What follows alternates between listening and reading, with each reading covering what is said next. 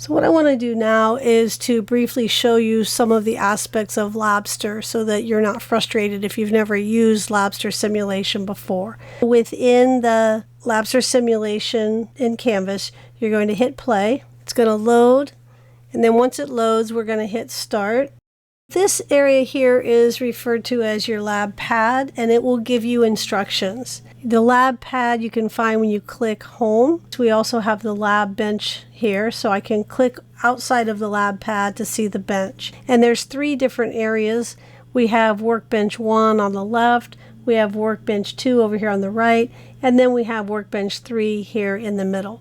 If I click on the lab pad, you'll see what it's asking me to do is to look at workbench 3 and click on the newspaper on the workbench and read it. Here on workbench 3, I can click on that newspaper and then I can click on it again to read it. Now to go back to the instructions, I can just hit the back button.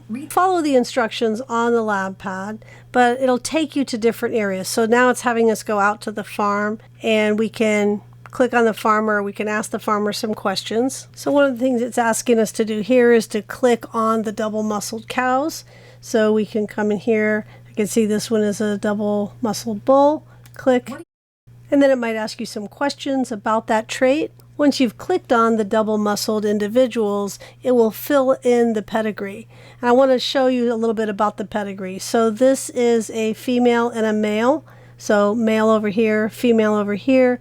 And the line is a mating between them, and these are their offspring. And then we have a mating here, and these are their offspring. What we have is a double-muscled bull here, another double-muscled bull here, and a double-muscled cow over here. This is what a pedigree looks at. In a pedigree, the shaded areas are the trait that you're interested in. In this case, it's double-muscled. And when it's asking you questions, sometimes you want to be able to see other information, like the image. So to answer this question about the pedigree would be really hard if I can't look at the pedigree. So I can come back and I can look at it, and then I can go back to the question. Also, if I need to, I can come over here and click View Theory, and then it'll tell me a little bit about pedigree. So if I'm not clear about what the pedigree is telling me, I can come over to Theory and I can look at that. Then if I want to go back to the questions, I can just click Home again. It'll take me back to that question. So as we move through, one of the things it then asks us to do is to go and collect blood from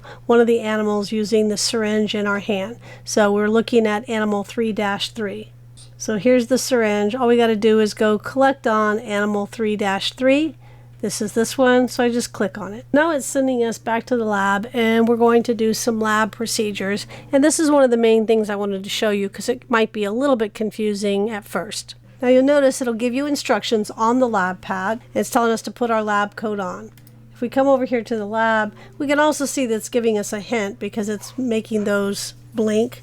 So I'm going to click on that, and now we've put on our lab coat. It's telling us to go to workbench 1 to prepare the PCR. So we're going to click on workbench 1. It's showing us the PCR kit. Tubes from the kit and put them in the rack.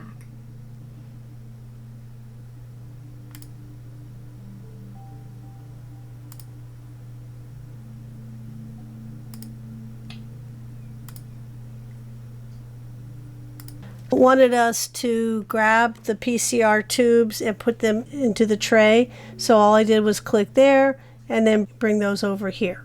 Now what it's asking us to do now is to put these different solutions into our PCR tubes.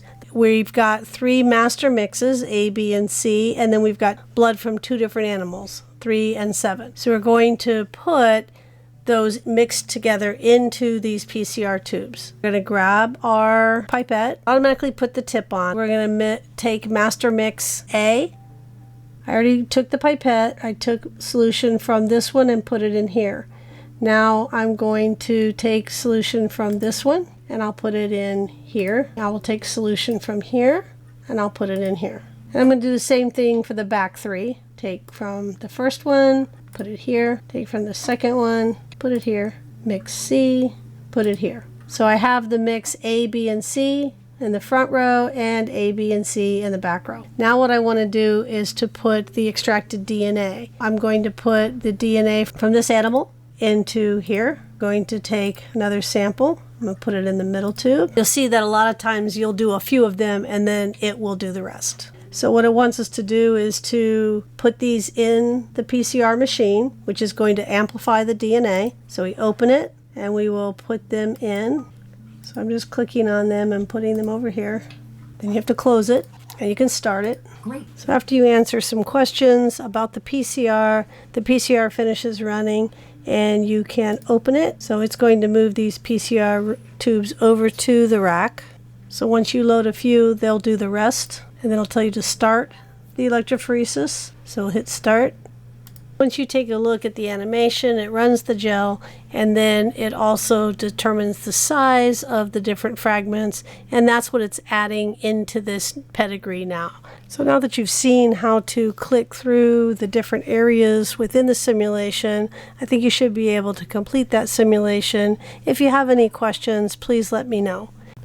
And as mentioned before, all of your work that you do in this Labster simulation, your quizzes that you take while you're in the simulation, all of that information will come directly over to Canvas. So you don't have to save and send anything. It will automatically come into Canvas into your grades.